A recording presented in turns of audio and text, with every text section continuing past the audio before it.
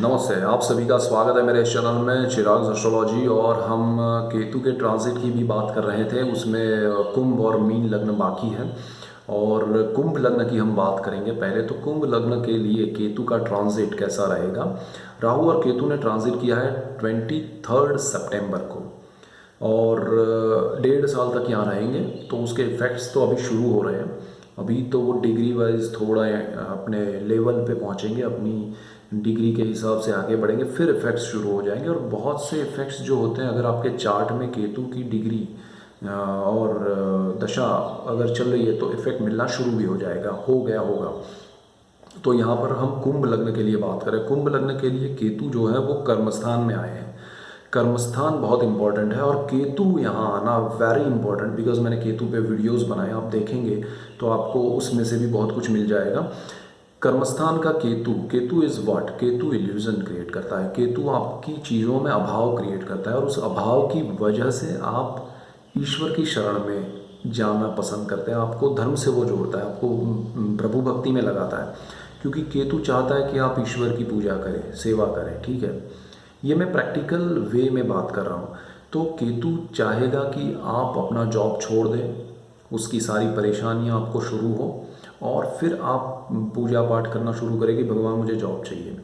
अब ये होगा कैसे? तो बहुत सारे लोग अभी जिनका केतु कुंभ लग्न है और केतु 10th हाउस में चल रहा है, वो सोच रहे होंगे यार ये जॉब में मज़ा नहीं आ रहा, ये जॉब में कुछ नहीं है, मुझे कुछ और करना चाहिए, मुझे अपना बिजनेस करना चाहिए, या फिर वो कंपनी अच्छी है उसमें स्विच कर जाना चाहिए, या फिर मुझे ये जॉब मैं क्यों कर रहा हूँ, मुझे इसमें मज़ा नहीं आ रहा है, इससे तो बेहतर है कि मैं घर पे बैठूँ, थोड़ा दिन आराम करूँ, रेस्ट करूँ and then I will try something else.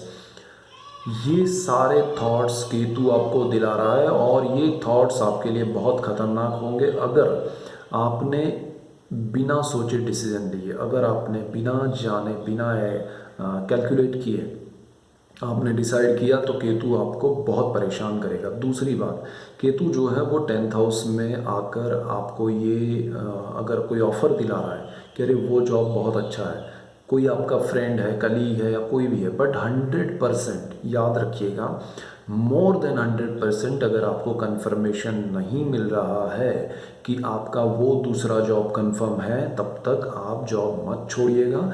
ये केतु आपका 1.5 साल तक यहाँ रहेगा। उस 1.5 साल में डेफिनेटली आप जॉब छोड़ने ही वाले हैं। लेकिन आप अगर जॉब छोड़ रहे हैं तो थोड़ा अपना कैलकुलेशन कीजिएगा कि भाई मुझे पैसे के हिसाब से कहाँ कम ज़्यादा होगा। मैं दूसरा जॉब भले ऑफ़र हो रहा है लेकिन वो भी जा सकता है, तो मैं जहाँ हूँ वहाँ बेस्ट अपनी पोजीशन में सही हूँ और मुझे कुछ नया नहीं करना है during the Ketu in 10th house.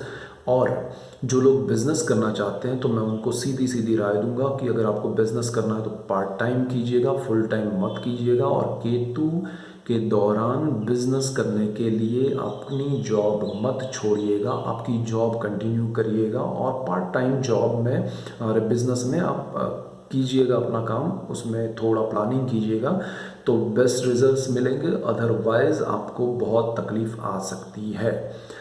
इसमें डिप्रेस नहीं होना है, इसमें टेंशन नहीं करना है। बहुत सारे लोगों को लगता है ये नेगेटिव बोला, ये नेगेटिव नहीं है, ये इफ़ेक्ट्स हैं। ये पॉजिटिव है कि आपको ये बात पता चल रही है कि ऐसा कुछ हो सकता है। सबसे बड़ा पॉजिटिव पॉइंट ये है। नेगेटिव तो ये है कि आपको पता ना चले, आपने डिसाइड किया और उसके बाद आपको पता चले, तब आपको लगा अरे ये चीज़ मुझे पहले पता होती तो मैं कुछ ऐसे नहीं करता। तो बहुत सारे लोग सोचते हैं कि अरे रेमेडीज़ बताओ, रेमेडीज़ नहीं है। रेमेडीज़ यही होती है कि आपको ग्रहों का, एस्ट्रोलॉजी का बेनिफिट क्या है कि आप सही टाइम पे आने वाली चीज़ों को जानते हैं तो उस हिसाब से आप मूव करें। अब मैं यहाँ पर एक चीज़ और क्लियर करूँ कि जिनको केतु की दशा चल रही है, केतु की महादशा चल रही है, इवन अंतरदशा चल रही है उनको, और इवन प्रत्यांतर दशा बहुत कम मतलब महीनों की होती है, 2 महीने 3 महीने की, तो भी आप ध्यान रखिएगा जब भी दशा अंतरदशा प्रत्यांतर दशा में केतु है, आपका जॉब वो खा सकता है, वो आपका जॉब छीन लेगा, या आपको लगेगा मैंने छोड़ा है, बट वो जाएगा, दूसरा नहीं आएगा। तो वो नहीं करना है, उस समय को निकाल देना है। प्रत्यांतर के कुछ महीने हैं, अंतरदशा के कुछ 1 आध साल अगर ये पूरा है तो, और केतु की महादशा है तो फिर मुझे नहीं लगता कि आपका जॉब बचेगा। और केतु की महादशा नहीं है, लेकिन खास ध्यान रखिएगा, अगर आपको कोई भी महादशा है, सूर्य की है, मंगल की है, बुध की है, गुरु की है, शुक्र की है, या शनि की है, राहु की है, और उनका नक्षत्रपति केतु है, तो भी आपका जॉब जाएगा, आप छोड़ देंगे। तो वो भी ध्यान रखना है कि उस समय में आपका काम नहीं छूटे। आपके बिज़नेस में अगर आप बहुत बिज़नेस कर रहे हैं जॉब की जगह पर, तो आपका बिज़नेस जो है उसमें अगर आप बहुत कुछ अच्छा कर रहे हैं, बहुत आपने, लेकिन अब ज़्यादा बड़ा बिज़नेस करने के चक्कर में बड़ा इन्वेस्टमेंट करेंगे तो बहुत बड़ी चोट लगेगी और आपको डेफिनेटली लॉस होगा। तो ये समय में आपके सामने जो भी बड़ी बातें आएँ कि भाई ये करेंगे तो इतना हो जाएगा, वो हो जाएगा, वो मत कीजिएगा, अदरवाइज़ आपको लॉस होगा। और वो इल्यूज़न क्रिएट करता है, मैंने पहले ही कहा। तो वो आपको बहुत बड़ी बातें दिखाएगा, बहुत बड़ी चीज़ें समझाएगा, और फिर कुछ होगा नहीं, तो वो चीज़ आपको डिप्रेस करेगी, आपके मेंटली आपको टॉर्चर करेगी, इफ़ेक्ट्स होंगे, और फिर आप सब बीमारियों के शिकार हो जाएंगे। तो केतु यहाँ पर फिर सारी जगह से आपको मेंटल टॉर्चर, फिज़िकली आपको फिटनेस आपकी कम हो जाएगी, बीमारियाँ शुरू होगी, हार्ट या आपका ब्लड प्रेशर वगैरह से लगता हुआ कोई भी तकलीफ़ होना। तो वो सारी चीज़ें अल्टीमेटली फिर आप जाएंगे शरण में कि हे भगवान, अब मुझे कुछ मदद कर, मैं तेरी शरण में हूँ। और केतु वही करवाना चाहता है। तो सबसे पहले 10th हाउस में केतु, और जिनको केतु की महादशा है वो सीधे सीधे भगवान की पूजा पाठ अपने आप बढ़ा दीजिए। वो आपके लिए सबसे पहली रेमेडी ही यही है कि आपको वो चाहता है वो चीज़ आप कर दीजिए, तो सिंपल सा आपका प्रॉब्लम बहुत कम हो जाएगा।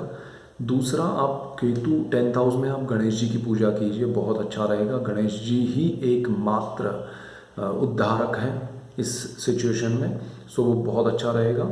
और केतु जो है वो मंगल के घर में है, इसलिए थोड़े कम इफ़ेक्ट्स होंगे, बट जो लोग रिजल्ट्स जिनको मिलेंगे वो उनके अग्रेशन की, बिकॉज ये केतु मंगल की राशि में, मंगल का अग्रेशन बहुत होता है, तो वो आपको अग्रेशन में डिसीजन लेने के लिए मजबूर करेगा, या आप ले लेंगे। तो आप डेफिनेटली उसमें ध्यान रखिएगा, अग्रेशन को शांत कीजिएगा, पूजा पाठ कीजिएगा, मेडिटेशन कीजिएगा, और कर्मस्थान से रिलेट करती हुई किसी भी चीज़ का कोई भी डिसीजन ये 1.5 साल में मत लीजिएगा। सिंपल आपके लिए ये इम्पोर्टेंट बात है।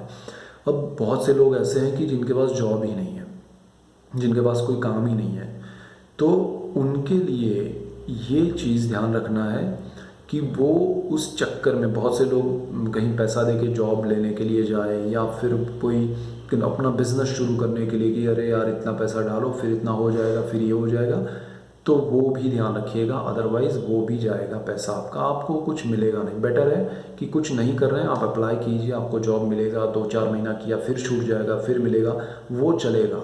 ड्यूरिंग द केतु का ट्रांजिट 10th हाउस में आपको जॉब मिलेगा, छूटेगा। अगर जिनके पास कुछ नहीं है, मैं उनकी बात कर रहा हूँ, तो भी चिंता मत कीजिएगा, वो अच्छा हो रहा है।